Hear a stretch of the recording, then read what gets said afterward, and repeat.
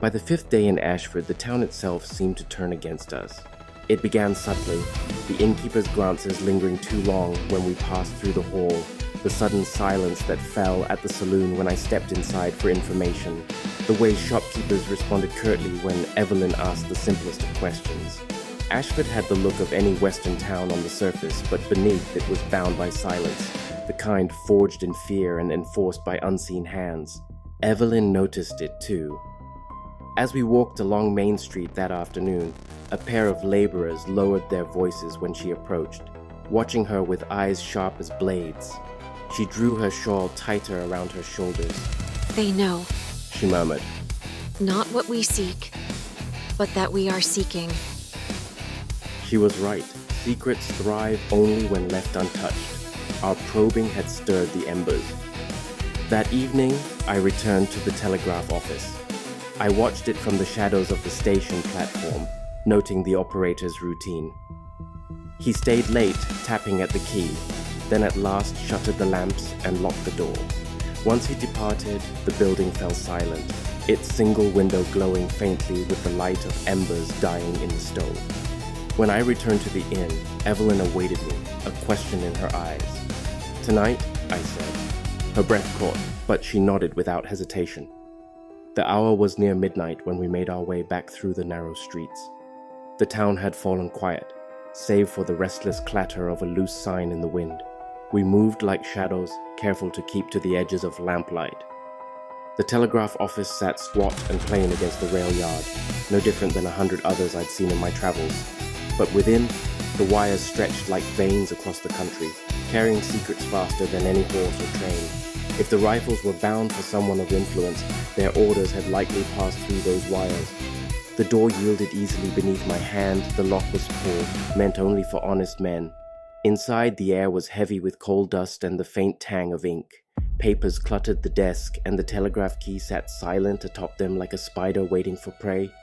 Evelyn hovered near the window, her breath visible in the cold air. She was pale, but steady, watching her there. Vigilant, unafraid. I felt the old ache of guilt twist inside me. She deserved peace, not the chill of midnight crimes. Yet here she was, by choice. I rifled through the drawer the operator had guarded so carefully. My fingers brushed a stack of folded slips bound with twine, telegraph messages. I loosened the knot and spread them across the desk. The words were brief, coded in the clipped language of commerce, yet patterns emerged. Shipments confirmed. Smoke will rise east by week's end.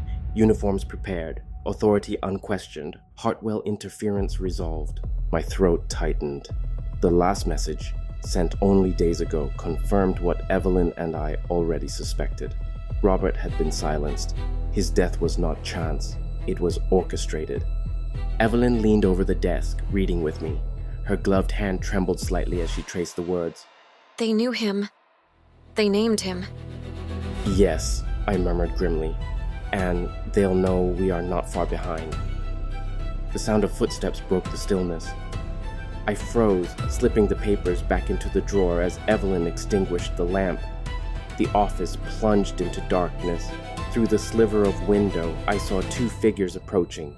Men in those same false uniforms, their silhouettes sharp against the lantern they carried. Evelyn's hand found my arm. I felt her pulse racing through her glove, though her grip was steady. I guided her behind the desk, pressing us into the shadow. The door creaked open. Boots struck the wooden floor. One of the men muttered something about checking the wires, while the other dropped a heavy bag onto the desk where we crouched, unseen. I heard the scrape of papers, the rattle of coins. My hand drifted to the pistol at my side. Minutes stretched like hours. At last, the men finished their search, locking the drawer again before stepping out into the night. The door shut, leaving only silence. Evelyn exhaled softly, releasing the breath she had been holding. In the faint moonlight, I saw her eyes, wide but unbroken. We were nearly caught, she whispered. Yes, I said, and now we know how close the noose is. We slipped back into the streets, our steps quick but measured. The town seemed darker than before, every window a watching eye, every corner a place for whispers to linger. At the inn, we said little. Evelyn removed her bonnet, setting it carefully upon the table, and sat with her face in her hands. I placed the copied notes I'd taken beside her. Smoke will rise east. She said softly, repeating the words we had read. They're moving the weapons out. I nodded. And soon. For a long while, neither of us spoke. The fire crackled low in the hearth, and outside, the whistle of a train carried across the plains like a cry in the night. At last, she lifted her head, her eyes meeting mine. They were rimmed with exhaustion, but still they burned with that unyielding resolve. We cannot stop, She said. If we do, Robert's death becomes one among countless. We must follow. Her words should have chilled me.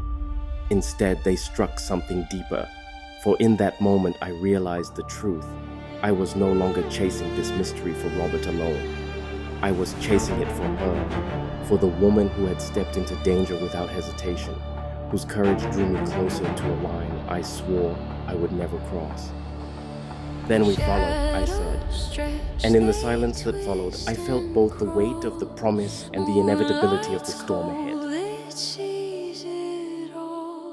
Footsteps echo sharp then fade, each breath a knife, each move a blade. Into the shadows where the heart won't lie. Run or stay, you choose to fly or die. The silence screams before the storm arrives. Into the shadows where fear comes alive.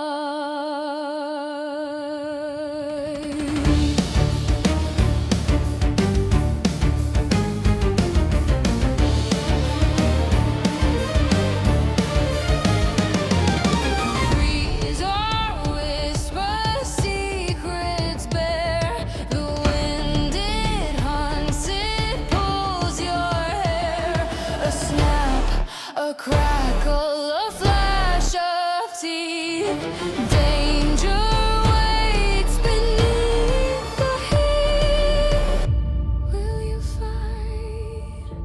Will you fall? The night demands it, takes it